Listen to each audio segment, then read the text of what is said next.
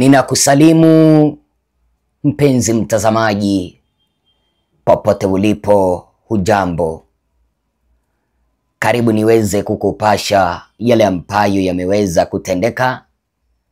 Mimi ni Bwana Ezra. Asante sana kwa sapoti ambayo mnazidi kunipea na kuendelea kupea hichi kituo. Endapo kuna mgeni mwenye ananipata kwa mara ya kwanza, piga subscription, zidi kusambaza kanda hizi kuelekea kwa vikundi viwili vitatu ili taarifa hizi zifikie watu wengi.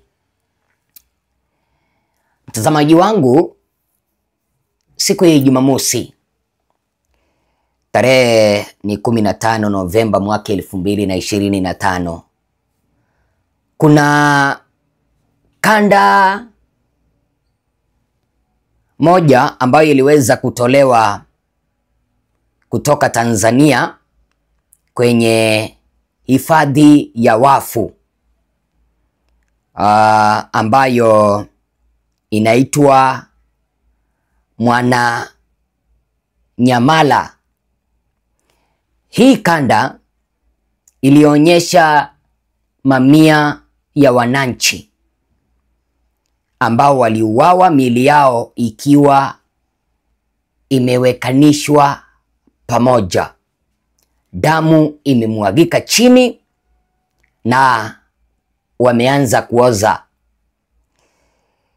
Sasa video hii imeweza kukasirisha Watanzania sana. Na ikumbukwe kwamba Samia Ijumaa alikuwa amewaomba msamaha kwa maafa ambayo yaliweza kutendeka Tanzania. Lakini sasa kutokana na hii video ambayo imeweza kutolewa, Watanzania wamesema kwamba hawataki hata kumuona. Wanataka kusikia kwamba ameenda nyumbani. Sasa baada ya hiyo video kutolewa, imesambazwa mitandaoni, na kama haujaweza kuiona hiyo video, hakikisha unanitafuta upande wa WhatsApp niweze kukutumia hiyo kanda. Raisi wa wanasheria Tanzania mwenye anaitwa Boniface Mwabukusi ameweza kutoa kauli yake ya maneno usiku huu kutokana na hiyo kanda ambayo inaonyesha mamia ya wananchi wa Tanzania wakiwa wameuawa na kurushwa kwa jumba moja ili wasionekane, ili ushahidi usionekane. Boniface Mwabukusi, jinsi ambavyo naona hapo, akaandika kwamba mtu ni utu na sio kila mtu ana utu. Yaani mtu ni kumjali mwenzake na sio kila mtu anaweza kumjali mwenzake. Akaandika hivi: nimeona video kwenye ukurasa wa dada Mange Kimambi. Ninapotizama video hizi za ndugu zetu waliouawa na kulundikwa mithiri ya mikungu ya ndizi kutokana na maandamano ya tarehe 29 Oktoba mwaka 2025, inahitaji moyo wa kishetani kuzungumzia maridhiano kabla ya ukweli, haki na uwajibikaji. Sijawahi amini kwamba katika taifa letu tunaweza tukawa na majitu katili kiasi hiki katika mfumo wa utumishi wa umma. Mungu awalaani kabisa kila... Kuniradhi kidogo tu, naona hapa simu yangu imeweza kuruka. Okay. Mungu awalaani kabisa kila mmoja hadi kizazi cha 4. Huu ni uhalifu mkubwa sana na hautakiwi kuonewa aibu. Aliyepanga, aliyeratibu na aliyetekeleza lazima kwanza wawajibike, kila mmoja kwa kadiri ya matendo yake. Unyama huu hauvumiliki. Mpenzi mtazamaji, wengi wenu mmenitafuta WhatsApp, nimewatumia hiyo video. Mkiangalia hiyo video, wengi wenu mtashtuka, hata kulala mtashindwa. Wengi wenu hata kukula mtashindwa. Ni video ya unyama. Ndugu zetu walienda wakarushwa kwa chumba kimoja ndani.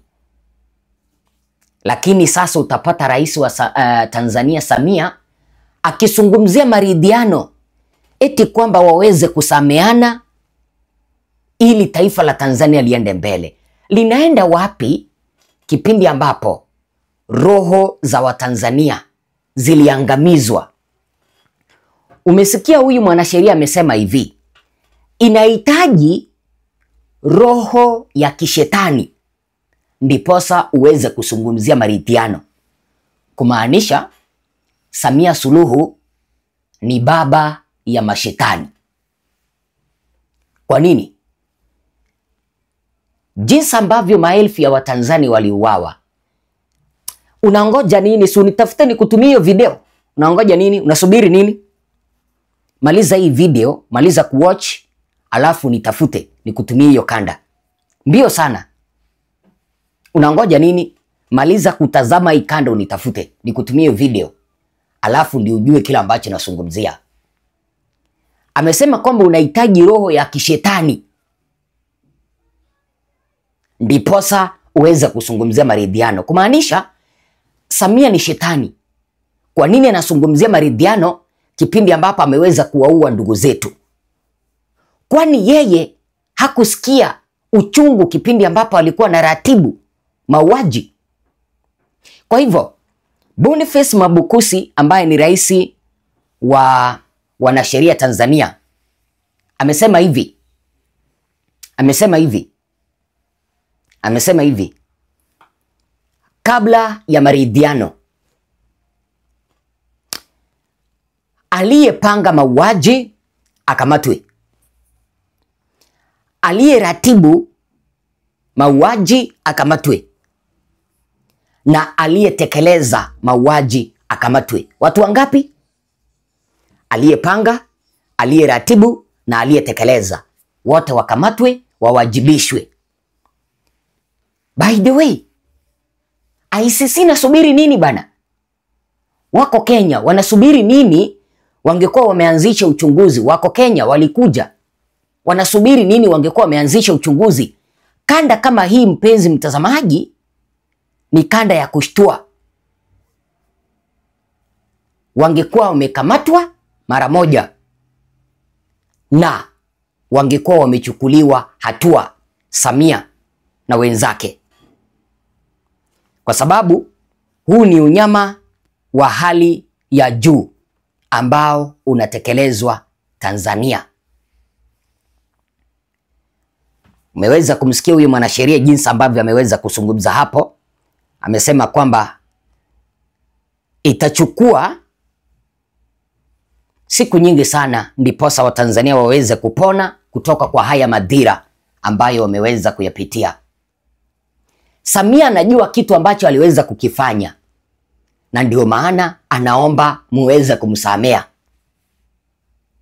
Imagine Samia ni mama ambaye anaua watoto wake kwa sababu ya mamlaka tu. Madaraka. Mtu anaua watoto wake akitafuta madaraka. Tunaelekea wapi? Mtanzania mmoja ameweza kumtumia Samia Suluhu ujumbe mkali. Jinsi ambavyo unaona hapo, akaandika hivi: Mungu, kwa ni radhi kidogo tu, simunichangia mnunulie simu, hii simu imeharibika. Akaandika hivi: Mungu twakuomba Samuya, usiku huu maiti zote zimtokee, kila akilala asipate usingizi, na akipata usingizi aote anakunywa damu za watu.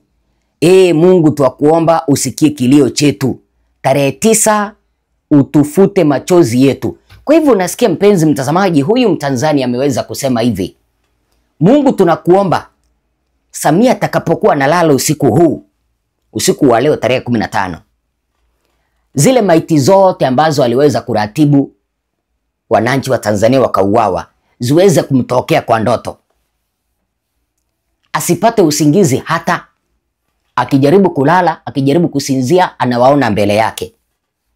Alafu akasema kwamba akipata usingizi aote anakunywa damu ile ambayo ilimuagika kipindi ambapo walikuwa wanawapiga risasi.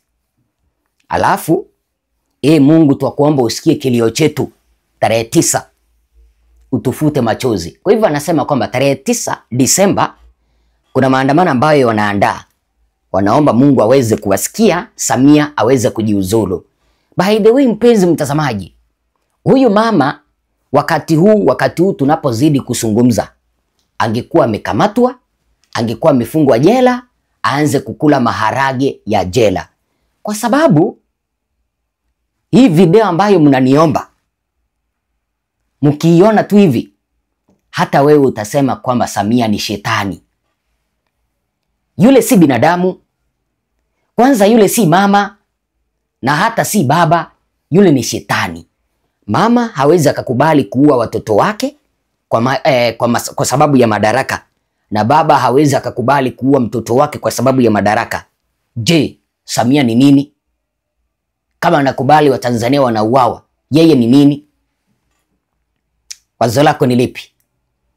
Umesikia mwanasheria mkuu Tanzania amesema kwamba hakuna haja ya maridhiano. Sheria kwanza ichukue mkondo wake. Waliotekeleza wakamatwe, walioratibu wakamatwe, na walioua wakamatwe. Wazo lako ni lipi? Nitafute mbio nikupe hiyo video. Asante sana.